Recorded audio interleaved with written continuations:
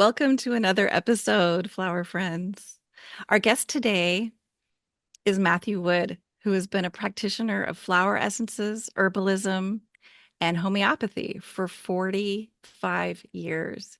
He's the author of at least 10 books in the field, and I think I have eight of them at least. Um, and he's planning on more. Matt currently lives in the North Country and teaches online at the Matthew Wood Institute of Herbalism. And we've been waiting to bring him on the podcast for some time now. And finally, the planets have aligned.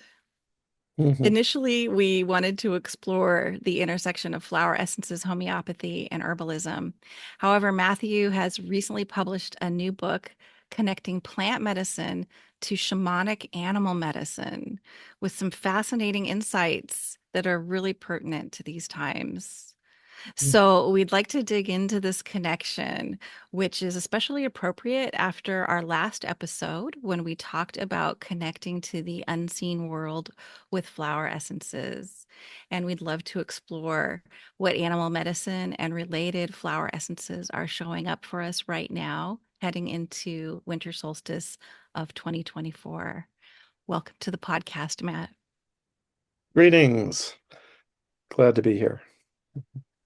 We are really delighted to have you. It's been so many years since I saw you in person. I was lucky enough to attend one of your classes at Gathering Time, or a Oh, couple maybe, and really enjoyed your presence and the way you were able to talk and share on herbal medicine. And so I'm really delighted that we can have this moment here. hmm. If you would be so kind as to explain how you see and how you started to getting interested in low dose herbalism and homeopathy and flower essences and the through line between them. Well, let's see. I knew my calling was to be an herbalist from age 13 on, and that was just incontrovertible, although a few things came along. And one was that I couldn't understand the herbal texts of that time. There really were hardly any. There was Joseph Meyer, the herbalist.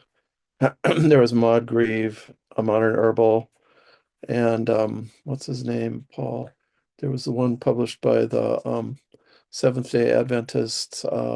Forgot his name, but they all spoke the lingo of early 20th century medicine, allopathy, really, that like ended in the 1950s, like astringent, emmenagogue, diaphoretic, diuretic, stomachic, etc. And I just couldn't understand that. It wasn't getting to the essence of the plant. I knew I needed to understand the essence of the plant, even at age 17, 18. I started reading there. 1920. I did take botany classes at the University of Minnesota. So I began by preparing, studying the plants in the field. I had a good old wise botany professor, Dr. Lawrence. And I remember we had to give a paper. I was 18 then on, it was field botany on a single plant that we chose. And I chose bur oak, which is one of the white oaks. So it's a lot like valley oak or white oak in the east. And Dr. Lawrence said, "Well, you're not a very good speaker," because at that time I wasn't. But so you get a B for oral presentation, but you really understand that herb. Or he said, I think you really understand the essence of that herb. I was like, wow, somebody understands what I'm trying to do. And that was kind of the first plant, very Saturnian. And it's kind of, if you understand Saturn, you understand the oak in a way, even though it's attributed to Jupiter, just due to tradition, not really due to astrological properties. But so I was already I some of these things I've forgotten what the dateline was. So there I was studying that. And um yeah, later then, by age 28, 29, I started at the herb store. Fortunately for me, a huge collection of homeopathic books came on the market just as I was 27, 28, 29. And an old homeopath had died. It would have been worth studying with him, but I didn't know he existed in Minneapolis. And so I had a whole bunch of really good homeopathy books to study from. And I also discovered my family had been into homeopathy. My cousin Julian on my mother's side, Julian Winston, he was like kind of a social bigwig in homeopathy. He wasn't a practitioner so much as just somebody who everybody loved. So it was kind of a lubrication of the wheels in homeopathy. And and then on my father's side, we found out that my grandfather was delivered by a Quaker homeopathic physician in Trenton, New Jersey in 1900. And I mentioned this so we actually, a friend of mine in the meeting there, he came from Princeton and Trenton, and his mother was out visiting, and I mentioned, yeah, my grandfather was from Trenton, and he was delivered by a Quaker homeopathic physician, and Trenton. She said, "Oh, well, my father was a Quaker homeopathic physician in Trenton. Let me look at the records and see what date was he born." And it turned. He said, "Yes, he was your family's physician, but he was out of town, so his best friend delivered the baby." And actually, my grandfather and that doctor were first cousins. Actually, it turned out because the Quakers were all intermarried, and so it was family heritage too. So I couldn't really understand herbs right at the start, and I got the job in the herb store, and I did know a lot of herbs by name because I'd taken botany and studied the herb books, but I used homeopathy more, and I especially um, emphasized the herbs that were used in homeopathy, like St. John's wort, bone set, which would be Eupatorium perforatum, perfoliatum.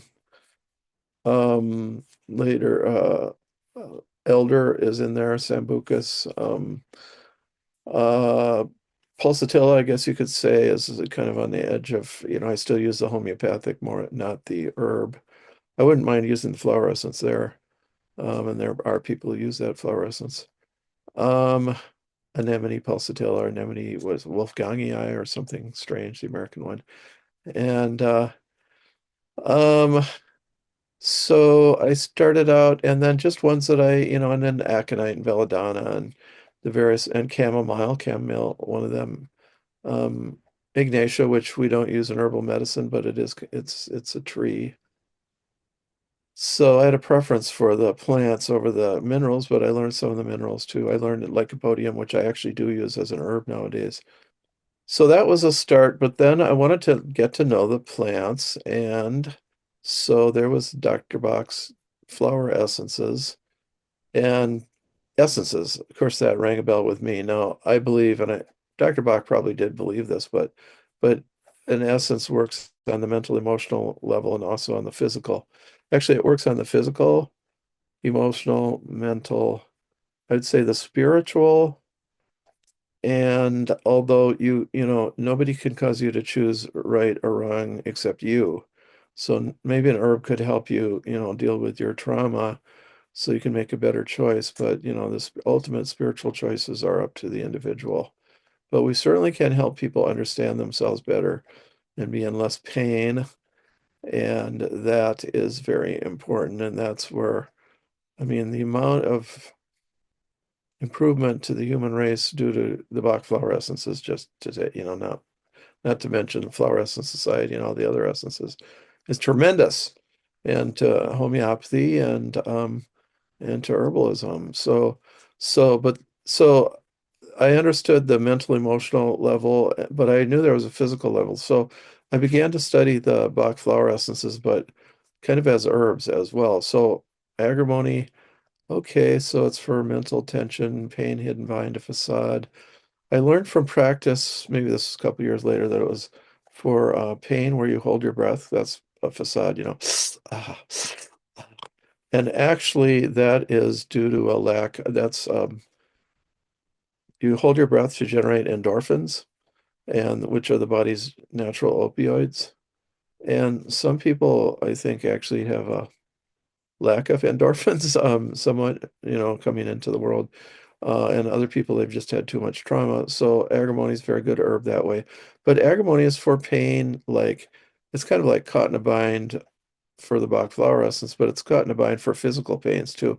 And if you look at agrimony, which just even look at a picture, but it looks like a cat with its hair standing on end.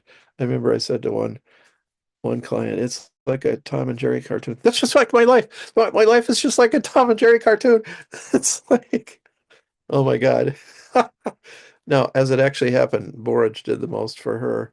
Borage really made massive, great changes. And Borage is for the frayed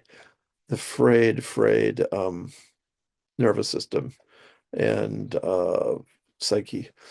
And also, it may be for um, well, it was for maternal lineage problems in that family and a few other places, but that doesn't mean it's not also for men and other ways too. But that was something she was 70 and her mother was 93, and she still was having trouble with her mother. And as soon as I gave her the borage and her whole life straightened out, the daughter she was living with and really trampling on her life left, and the other daughter who was estranged from her said, "Mom, come live with us," and had her move in, and I mean everything was changed. So amazing. So borage is a flower essence, I think, from the Flower Essence Society.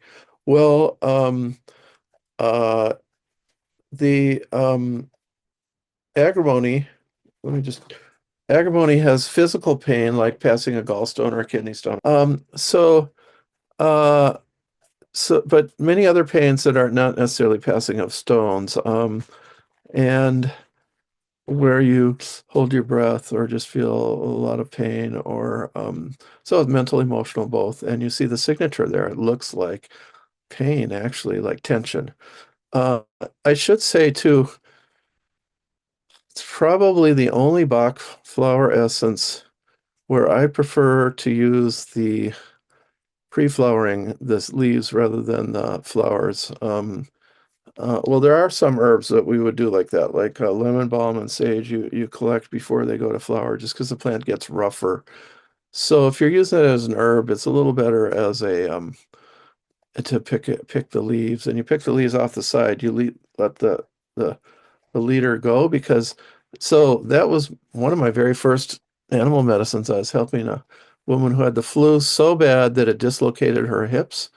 And I knew she was always kind of a facade person. I mean, not a bad person. She was a holistic practitioner, but she was always cheerful, even when maybe there wasn't grounds for being cheerful.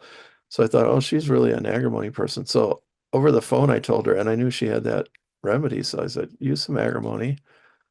And she felt better right away. And as I hung up, Agrimony said to me, "You can tell I'm a wolf medicine because of the leaflets, the leader of the pack."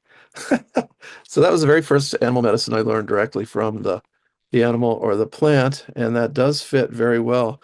Um, Maybe so what we can do is explain what that means to people when we say like wolf medicine, or when we're talking about animal medicines in this context, because I don't think I actually mentioned the name of your book in the introduction, but it's a shamanic herbal. So it's really looking at the energies of these animal spirit guides, these animal teachers. Is that yeah, how you see it?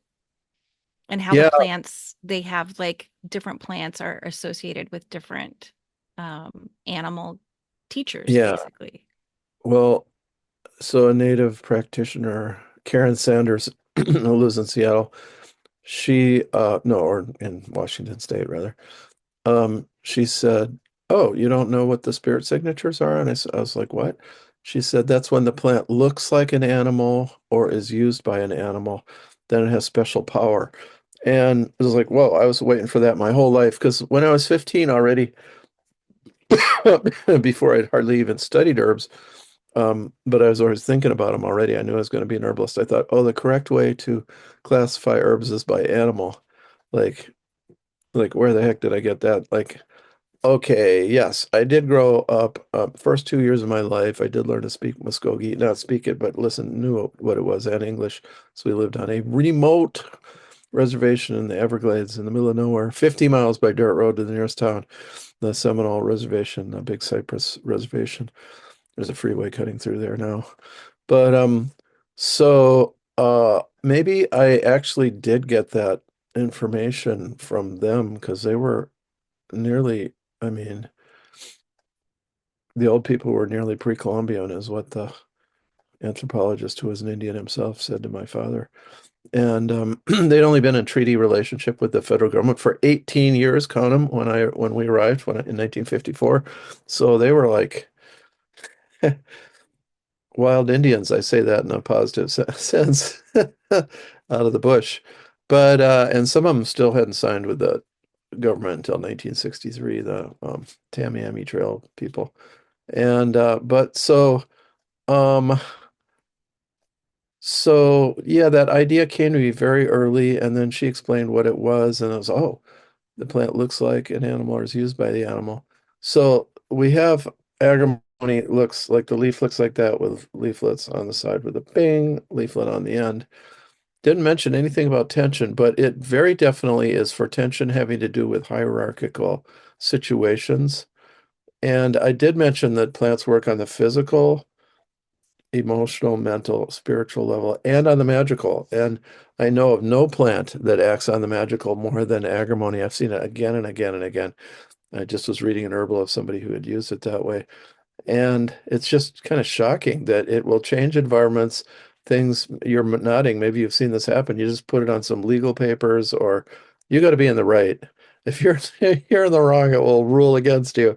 But if it helps with landlord tenant, it helps with employee employer, employer employee, it helps with problems brought home from the workplace. It's not really for marital or, household relationships unless there's a hierarchical component to it. Maybe parent-child, but I've almost never seen that usually, although it is an alcoholism remedy. So sometimes when there's alcoholism due to some Well, work, connecting that through line to the wolf energy in your yeah, book, you described how the wolf is always about sort of the tension between two opposites. There's the wild wolf and the domesticated dog, and there were yeah, some more examples in there, and that energy is kind of like holding that tension yeah, between the two. So bringing that to the agrimony, with the flower essence being used for people who like put on a happy face when inside they are having a lot of challenges, but they're not showing yeah. that to the world. So is that I, is that why agrimony kind of falls into the wolf arena? Well, it said it was a wolf medicine, so Oh. I cannot argue with it. They don't always tell me that directly, but Okay. usually I look at the signatures. Sometimes there's traditions. I mean, sometimes it's too blatant. Sometimes the traditions conflict, like burdock. Our Latin name is Arctium of the bear, Arctos. But American Indians generally, I've noticed they tend to think of it as a deer or elk medicine because it looks like antlers. So you could say it's both a bear medicine. I think of it more that way, but it's an elk medicine too. And actually, bear and elk meet in the adrenals. That's stamina. I mean, yeah, the bear is like rah rah rah, and the elk is like, hey, I got a harem of 5 gals here, and I'm fighting anybody, the male elk. And And isn't it a so bit there's stamina. like the whole elemental attributions, where it's never just one, right? It could be a Yeah, primary, but then there's also secondary elements that are involved. And so maybe yeah, the animal medicine is a little bit like that, where it's this, but it's also a little bit of this. yeah. So there's some plants that are pretty purely elemental or purely, I mean, something like lobelia is so intensely what it is. And it's really mechanical. It's not really doesn't really like to act on the essence level so much. It acts on a mechanical to get rid of spasms. But it has the blue of which most of the blue flowers are usually antispasmodic, especially that dark blue. And so yeah, and I think you can say it's an air medicine, air spasm. The little pods are full of air that you can feel them in your hand. It's like, whoa, there's air inside the seed pod.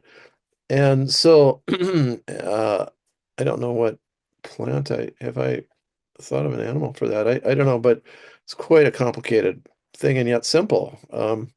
Okay, so agrimony was really one of my first that I learned, but I ended up preferring to make my own tincture from the leaves, and because then I knew I was picking off the sides and not picking the top. And even if you're doing a flower essence, I would do the ones that shoot off to the sides a little bit. Um, and and so and then but I'd use drop doses just as I learned from Dr. Bach. So to some extent, I would use the dosage that I learned from whatever book or person I learned it from, but almost always I was cutting down to a few drops. And that's because I did have the homeopathic training or background, not training really, because I taught myself. I mean, there was one school in the whole country, one 2-week program when I was young. And and so uh uh then but I and other herbs say from that I picked up from Dr. Bach was like vervain because it's so boing, it has like excess boingism. It's got a stiff neck and it's for neck hanging down. It's for stiff-necked people. It's like for fanatics and people that are too literalistic and whatnot. So I also would say that blue vervain is a good remedy for excess enthusiasm. So, one of the more intriguing animal medicines that you talk about in the book, and I've also heard you talk about um, in other trainings, is bat medicine Oh yeah. and how that connects to holly, Yes. and how that is something that holly seems to be coming up a lot. For me lately, it seems like it's a really potent remedy for our times. Yes. And we're going into winter solstice, so it all Right. yeah, here in the northern hemisphere. So love to dive into bat medicine. I've read that chapter a few times, and I'm still, it's still making its way through me, this information that you have shared about it. So I'd love to hear more.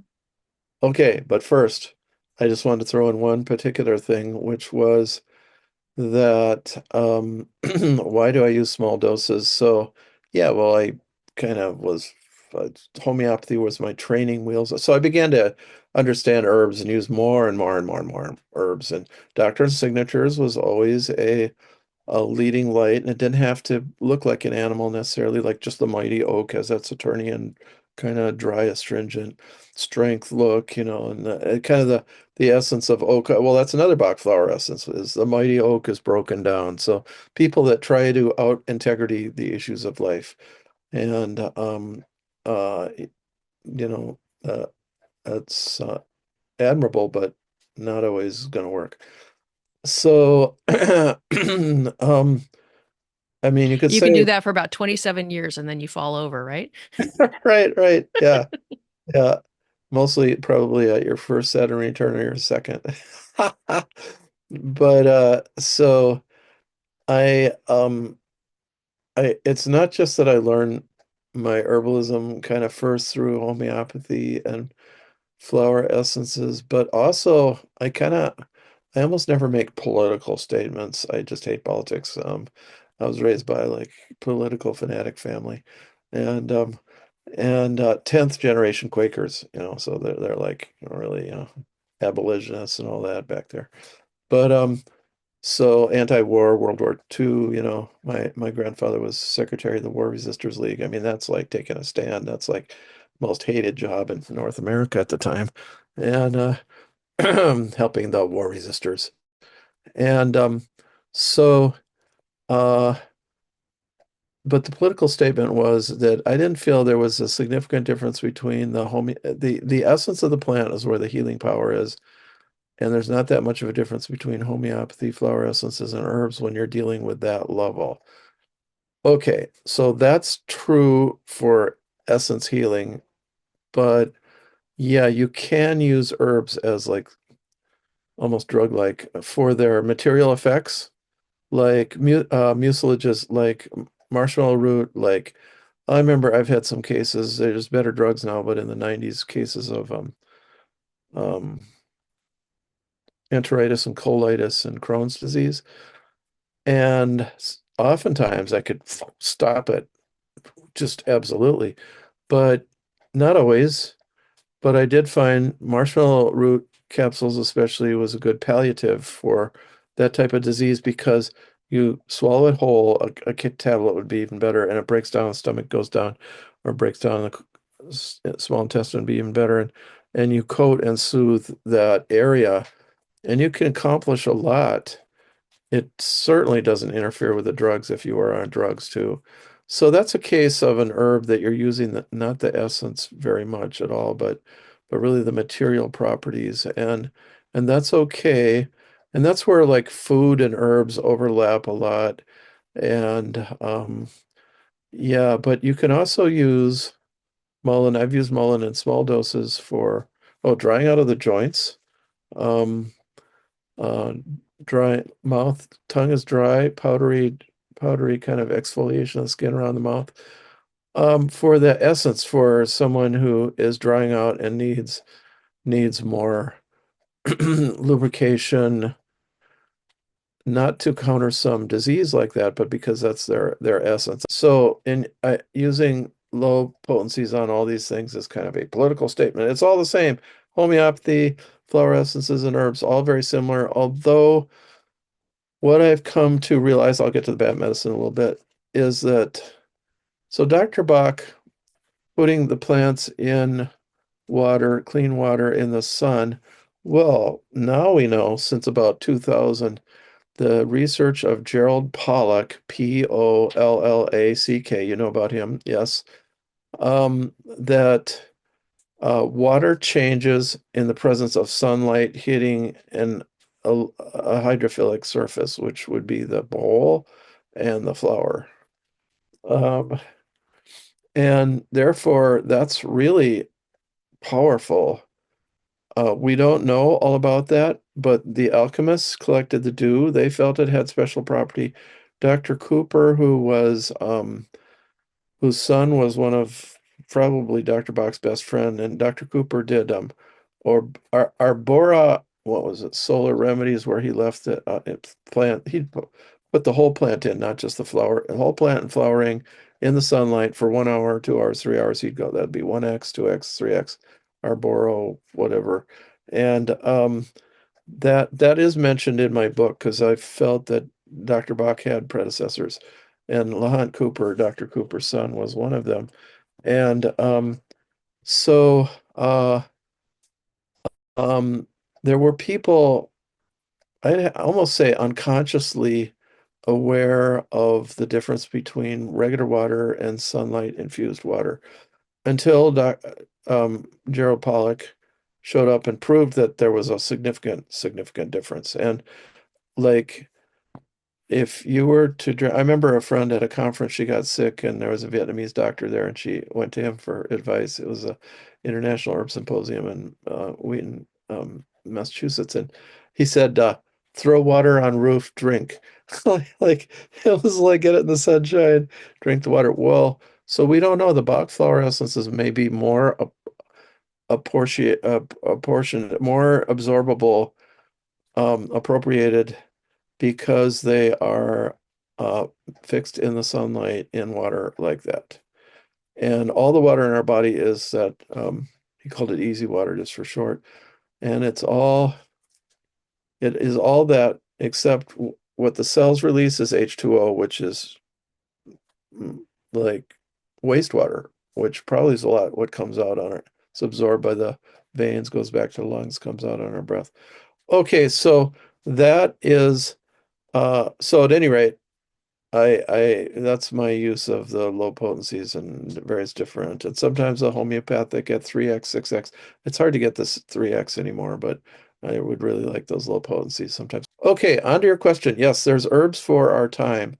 And as I was learning the animal medicines, there's some animal medicines that are universal, or they're stuck in our language, like the snake medicines. Everybody around the world, when the plant looks like a snake, it's used for the venom of the snake usually. And I mean, you could find 100 examples, probably just in this hemisphere, another 100 in the next hemisphere over that way. And and but there's bear medicines, and like Angelica would be a bear medicine. Brown, furry, oily roots, as it was explained to me by some Indian sometime, I can't even remember anymore, but the bear come out in the spring with their claws, they dig. So the bear is the totem of the healer in native culture because he or she rips off barks with its claws, digs up roots. So we have the expression roots and barks, like for herbs, like that is back to the 19th century when they were learning their herbs from the Indians. The Indians use the roots and barks. The Europeans, the Northern Europeans use the green. And we still have that, oh, a green smoothie. Like Northern European people think of healing plants as the green, which is because winter kills everything and then the green comes back. Southern European, they love, who can blame them, the scents, the beautiful, the air, aromatherapy. Like who'd want to dig up a root or rip off a bark when you got rosemary and fennel and sage and lavender and everything just popping out everywhere, you know? So, um, so we have that cultural differences there too as well. But what was I saying? Uh, yeah, so someone told me that bears come out in the spring when they're hungry and they got to put on weight and they dig up roots like that and the fats and oils build up. And probably also our blood purifiers. Actually, fats and oils may fatten you up, but at a certain point, you know, they are not, it's carbohydrates are what fatten you. But uh so brown furry, oily roots that look like a bear's paw. So you dig up the angelica root looks like that. The um, Osha root looks like that. All the close cousins, Lomatium looks like that. It's called bear root. Osha means bear in Spanish. We have um, um, oh, what's the Balsamariza? It's in a different family. It looks like a bear coming up, gonna grab you. Um, and it's thrown on the rocks in the sweat lodge. All these thrown on the rocks, that scent, that beautiful scent, that kind of spicy scent, opens the pores, opens the third eye, actually. So Angelica, I should say, again, I use small doses. I feel like I am kind of using flower essence there, although I am using the root, but it opens the imagination. People are stuck too much in a rigid imagination. You can have a lot of fun. Burn the Osha root or no, the Angelica is better. Burn the Angelica root. Anyways, it's more ecologically balanced. And you can use the California one. Angelica hendrosoni, Angelica atropurpurea of North America, Angelica archangelica of Europe. And then there's ones in Tibet and China and Dongquai and Korean Angelica and Angelica dahurica. And they're all pretty close to interchangeable. And even the Donquai are Angelicas can be used as female remedies in the same way for the same indications. So there's a case where cousins all have the same value to a great extent, but you burn a root of Angelica and wow, bing, it just opens your imagination. Ah, so that's why it's used in the sweat lodge. But you can just do it in your home too. And I think sustained over a week, the flower essence would bing, do it. So people are too rigid in their views, which that sounds like something we need today. Yeah, Yeah, I appreciate how that links up a little bit with the vervain. Um, I was, I'm paraphrasing your the way that you talk about chamomile, but I think about vervain as being like for border collies of all species. yeah, right, right. Yeah, But I'd love to hear some thoughts on holly because I too, having read the yeah, chapter in the book on bat medicine, my mind is also blown, and I'm really intrigued about this whole intersection of yeah, everything that's going on right now and how it yeah. relates, particularly to holly because it's such an important remedy. Yeah, so 30 some years ago, I went out to dinner with this very sophisticated American Indian woman who would come to the store she was learning massage therapy from the Chinese acupuncturist, well, South African acupuncturist actually that worked in our store, and she was learning Chinese medicine from him. And we got to know each other, and we went out to dinner, and I realized how wise she was. She was still in her late 40s or 50s, so not quite an elder in training, but she really was an elder. And out of nowhere, she said, the Indian people are attacked through their genes by the bat people. I was like, whoa, what does she mean by that? I was afraid to ask, like maybe she means white people.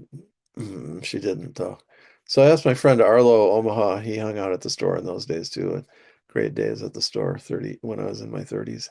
He said, I'll check into it. But he knew everything about Indian medicine. And he came back a couple days later and he said, "Oh, yeah, Priscilla's right. The bat people do attack the Indian people through their genes." And I was like, well, it's a good idea to ask somebody if you're afraid, ask, better be rejected. But so 30 years went by and the COVID epidemic started. And I gotta say, the first time, the very second I heard the word coronavirus, my mind said, "Oh, thank God, the apocalypse has begun." It's not as much fun as I thought it would be at the time, but but and I don't know, it could be 100 years of apocalypse. I don't know, but that was my I'd been waiting for it my whole lifetime, like so many people in my generation and down younger generations. My mom and dad, not their generation, they didn't think about that so much, but so uh so it so let's see. The thing about bat medicine was that COVID attacked my brain and my heart within 5 days.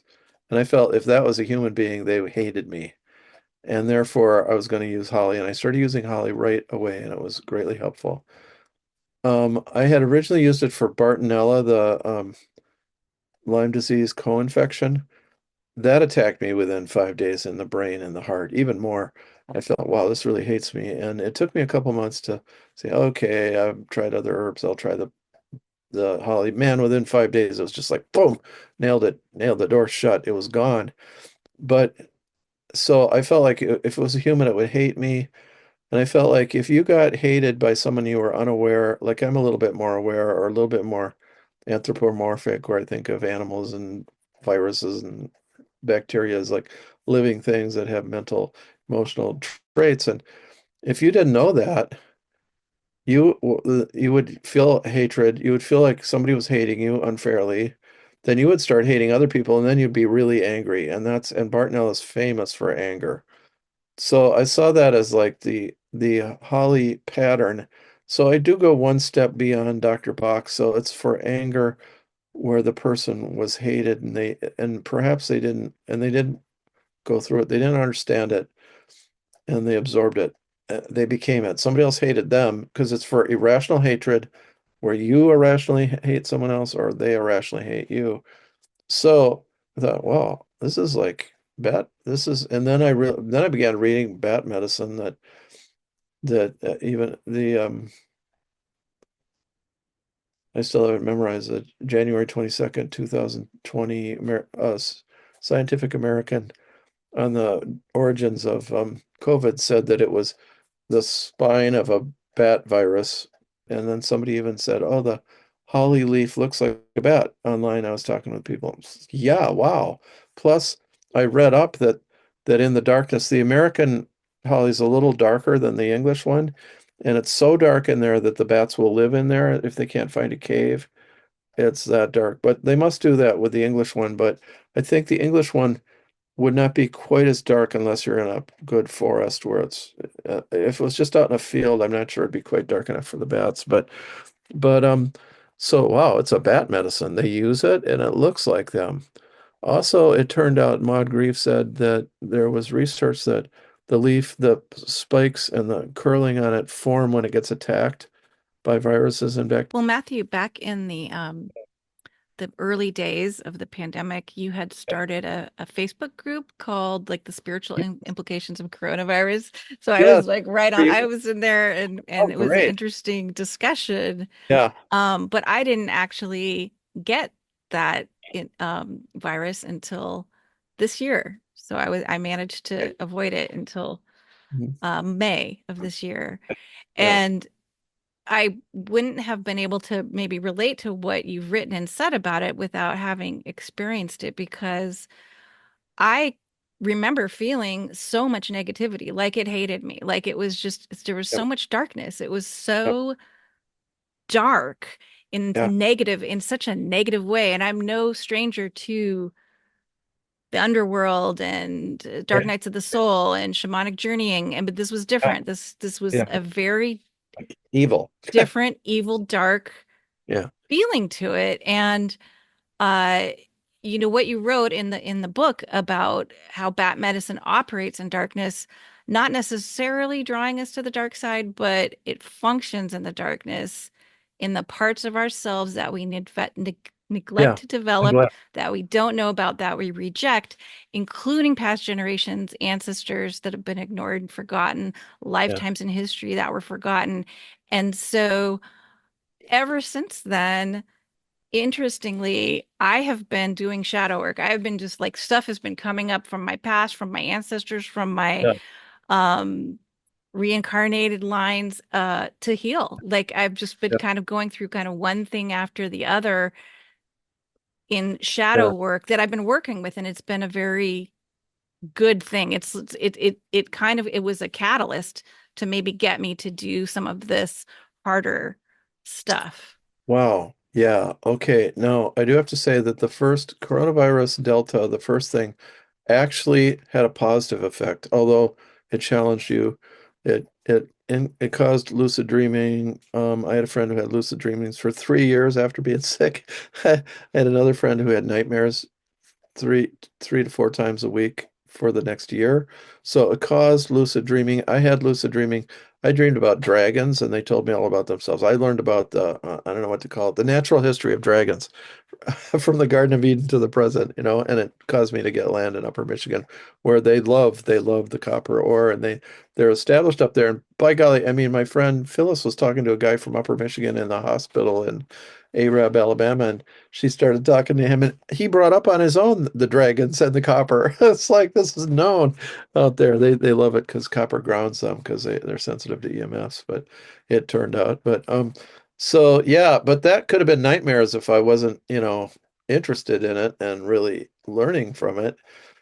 Um, yeah, and then when Omicron came along, it was evil and it attacked me, and like I felt it was conjunct death and the Antichrist, who was a real person. I don't know who he is, but at any rate, or even that was just the words. I didn't some incarnate actual evil person.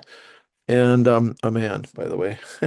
And um, and that went on for quite a while. It took me a year and a half to completely expel the debris of that attack, I would say. And I felt a stake go right through my sternum, and death, Omicron, evil. And it took a long time fighting that. And then finally had a dream where this person, I didn't know, it wasn't addressed as the Antichrist, just a person trying to kill me and chase me down into this muddy river. And then the next day, during the day, all of a sudden the Antichrist showed up, whoever he is, and he had a book, and he said, "Well, if you don't buy into all these things, then you're not on my list." And he he checked me off. So yeah, we got to do our shadow work to avoid being caught and thrown in that river, which is like death, both physical and spiritual. And I mean, and the bats. So as we see so often, our European heritage animals are evil that are not for the American Indians, like the wolf, for instance. But even the wolf, like, I mean, it's cultural. Like, we are okay with the owl, but down there in the Seminole Res, if the owls came around, they'd like shoot the shotguns off all night to keep them away because they didn't like them. Bringers of bad news. But but here the bat, like we associate it with vampires, bad things, and they associate it with this scary stuff attacking the Indian people through their genes. And so here's where both cultures, well, that's shadow. And I mean, they come out at night. They can't come out in the day because their metabolism is they're too hot. They kill germs with heat rather than the normal immune processes. That's all in that book, actually. I think it is. No, it's in my next book. My next book, which I called Gift to the Bad People, although they'll probably rename it, but same publisher. You can watch for it in about a year. But yeah, now another thing that it's just stimulating me here that I have observed and never thought of a remedy, but talking to you, I realized that I think holly would be the remedy here, and you guys and your listeners can try this out. But often when a person, so you are have a client and some elder in their family, a parent or grandparent died recently, and like a whole lot of kind of crap comes down.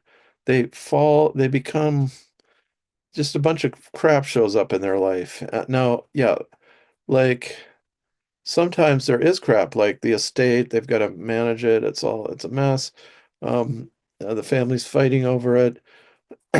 But sometimes it's psychic. And what I've concluded is there's parents and grandparents that hold back bad experiences and won't talk about them and don't want that to fall onto the kids. And like, I think I mean, my mother said is she's like 90 and she says, yeah, I didn't want to tell you I had insomnia, so because I didn't want you to have insomnia too. It's like, yeah, well, I got terrible insomnia. So, but it wouldn't have mattered, Mom. But but so parents are doing that, and when they die, that comes out like a tidal wave, a little wave or a big wave, and the people have to deal with that in addition to maybe family fighting and stuff like that. And or it causes family fighting. And how are you going to deal with that? I do think Holly has a great opportunity here too, when after older person in the family has died to help kind of straighten out the lineage and whatnot. So take Yeah. responsibility for what we have to take for and let them have the responsibility for what they have to do. So I thanks. really appreciate that. Yeah, That's it's very thought provoking because like you're saying, there's is so much in the ancestral lines that yeah, when it's not healed, and this loops back to this shadow work, it's like any shadow work that isn't done within your lifetime, which you don't actively engage in, it turns into something for your descendants to sort out, you know. And so many of us have, you know, I know in my experience, like generations back of shadow work that didn't get done. right. And when you see somebody going through who hasn't looked there and is going through the death experience, they're not, it's not a peaceful, easy thing. You know, it's they're looking at it and it's and yet they're not capable of dealing with it in that moment. And then it becomes, and then it kind of imprints and scatters into all the descendants, doesn't it? Yeah, yeah, So Holly, wow, yeah, that's yeah. thank you for, I mean, that's it's so appropriate right now with this plutonic time that Yes. we're in Oh, to be yeah. working with the shadow material. Yeah. Yeah, Pluto has been up. Of course, it just entered Aquarius 2, 3 weeks ago. And I mean, every day there's some new thing. I mean, it's almost unbelievable. You wake up and it's like, What? Um, and so we live in a disruptive time. And so let's quickly, we don't have that much time. I'll go over a few other things.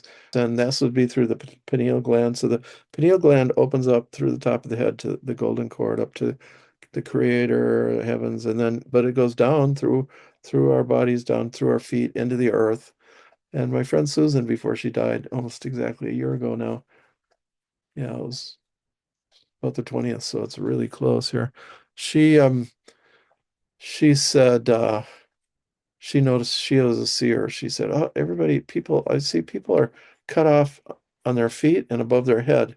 They can't connect to the earth and they can't connect to the heavens." And she saw this quite a bit in a lot of people. And so we have to keep our pineal open. So we have to protect our pineal, and I would say calcite can have an effect. But and in fact, yeah, right now for protection I wear so I never wore a mojo every day all the time, but I got calcite, a holly leaf, and just some resin in there, I think copal. Um, and to try and protect the heart uh, against, the holly for the heart to keep the heart open, and the calcite for the pineal. But we also, me and my friends worked on pine, so white pine or European pine, the Scotch pine, which Dr. Bach used. Pine, teasel, which is really interesting flowers. Oh, David Dalton makes teasel tinctures in Delta Garden, and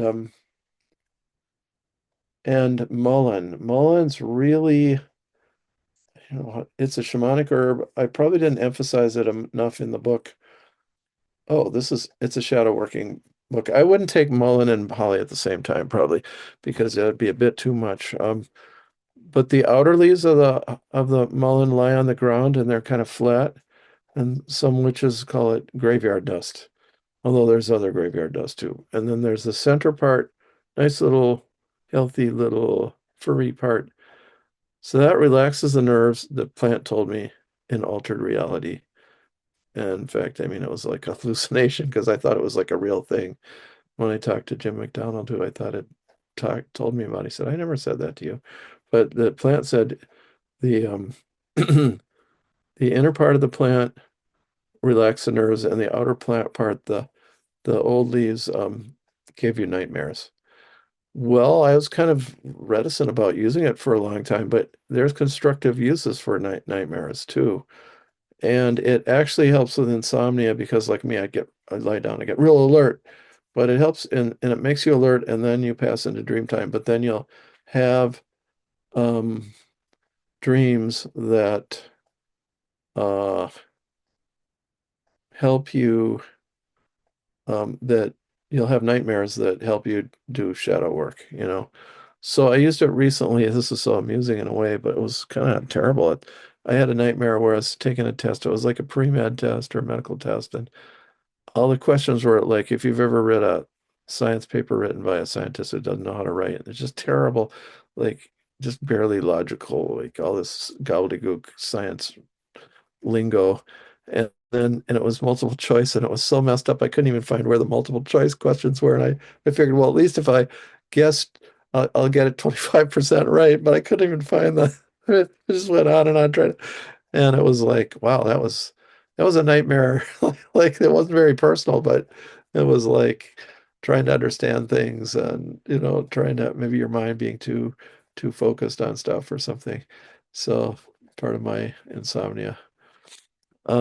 So yeah, yes. Yeah. And so I would also think about St. John's wort flower essence Oh, for these yeah. times, just bringing that, bringing that light into the darkness. And I love the signature of uh, those leaves, the perforatum with the holes and the light being able yeah. to Oh, come yeah. through. And Yeah. so I think that's as in this the arc of this conversation, I mean, we've gone to a few dark places with shadow work, and it's the dark time of the year, Yeah. and there's dark things going on in the world, and just to bring that these plants that we're talking about, I mean, they're helping us bring in the light. They're helping us connect to the light, and especially holly with connecting to anything, to be, fighting as a warrior against things that are not universal love, that are not in the light. I see holly as a very warrior essence in that sense, and St. John's wort kind of as well. What do you Yeah. think? Yes. In fact, over these years of practice, I found the two remedies for seasonal adjustive disorder, which is common in the North, although it can happen elsewhere. But well, in the Pacific Northwest, where you just get cloudy, cloudy, cloudy, no light, and you get like depression from midwinter. Very common. Occasionally, it happens less in Minnesota because it's not cloudy all the time, but we do get it. And I found the two remedies for it over the years are St. John's wort, and which is for depression, and it is for this kind of depression, and maybe for other kind of depression too. And the other one is calendula, herbal sunshine, which totally makes sense. And also, over the years, I found that calendula is a remedy for afraid of the dark in children. So all these things are kind of shadow working potential plants. Um, and I would say you look at that mullein leaf, it's darker, it's less fluffy, it's kind of got a darkness to it too, graveyard dust. That it too is a shadow remedy. So we have a bunch here, folks. I've never And thought of mullein that way, so that's yeah, really interesting. I'm glad that yeah. yeah, that's really interesting, Matt. Yeah, well, we did a plant attunement, and we had like, 5 or 6 people all have that same experience, that the fact that we'd have that alert and then that sleepy, and then well, that felt we didn't have a nightmare because none of us fell asleep, but we could see how that worked out, and it really verified it. And that was from the outer leaf, the inner leaf being different. We did try the root, which one of the people said affected the spinal nerves more than the other two. So that's interesting. And then the stalks have a separate, and the flowers. So, and it does have that kind of like golden arch through the top of the head type thing, anchored into the earth. So, and gray like Saturn, kind of very Saturnian, earthly color. So I think it's a very important remedy. And if you start working with it and you find you're getting like memories of things that didn't happen, that's the way that plant works. So, yeah. Interesting. Well, Yeah. thank you so much for this. It's been a really It's, wide-ranging and fascinating conversation, and really yeah. appreciate your perspective and the breadth and depth of your practice. And Yeah. everyone who hasn't yet read this wonderful new book, the Shamanic Herbal, You show it there. please go get one and start reading it, because it will really open your eyes to seeing these plants that we know as flower essence people in really different ways. And thank you very Yeah. much for that. Where Oh, can show, people find show out? them. Oh, Show it. Okay. hey, You have the show the book book, right show the there. book. Yes, I got the book right here. Lots of flags. There we Yeah. go. There we go. Yeah, an Yeah. alligator there. And Alligator medicine helps with the darkness too. Alligator helps like the lords of death in Egypt are the crocodiles or alligators, and they like grab you and won't let go until you've dealt with something with your stuff. So they too, teasel, which is a great alligator medicine, is beneficial for reestablishing the blueprint of health, for remembering what it was like to be healthy. So that could help with shadow work too. Yeah. and Okay. I also just want to deeply thank you for all your teachings over the years, because I've been studying herbalism for decades, and I think some of your books might have been some of the first on my shelf. And I always appreciate your advice when I've heard you say, if you want to be an herbalist, go work at an herb store. I've heard you say that a few times, and I ended up doing that for 3 years. I worked Oh, at Rosemary's Garden, actually. oh, well, yeah, of Well, way after Rosemary left, but course. uh, and I've gravitated to the low dose and to the flower essences more than the Yeah, heroic part of yeah, it. And so, what I want to also mention is your book, Vitalism, yeah, to some of our listeners if they're not familiar with it, because it brings together herbalism, homeopathy, and flower essences with the historical context of how they all came about, and then how they kind of separated with allopathic medicine. And so I found this information really valuable for me during the early part of my flower essence career, and learning about good. flower essences and trying to put it into context with what I had already known about herbs, Yeah, and how it all kind of came together, and what I was trying to understand with homeopathy versus flower essences versus herbalism. yeah, So it was very helpful to me, and just the concept of vitalism in general, it makes these things make so much sense. yeah. So I highly recommend that to our listeners as well. Yeah. Yeah, and a book just arrived in the mail here that I know she's been working on a long time. A New Zealand herbalist flower essence. Well, let's see. What's it say? Low dosing. And look at how big this book is, huh? And it's oh man. Um, Low dosage methodology in herbal medicine, history, philosophy, and application. And she goes through. So that's rather interesting that just came out. It would probably be available somewhere. Rick's Botello, Botello. Can you share with our listeners where to find out more information about you and your work and the books and everything? So that's Matthew Wood Institute of Herbalism.com. Yeah.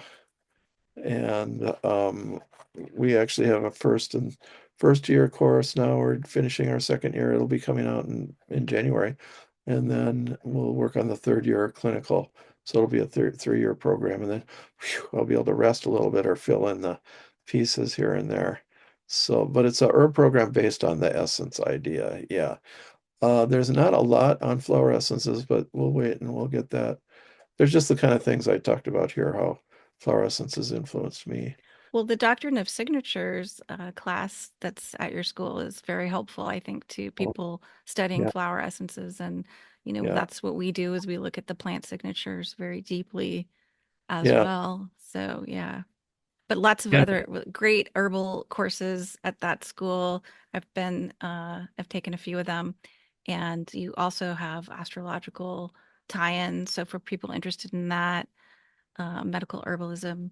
It, yeah, it's a lot. There's so much you offer so much. So thank you for yeah. being you and being in the world for us.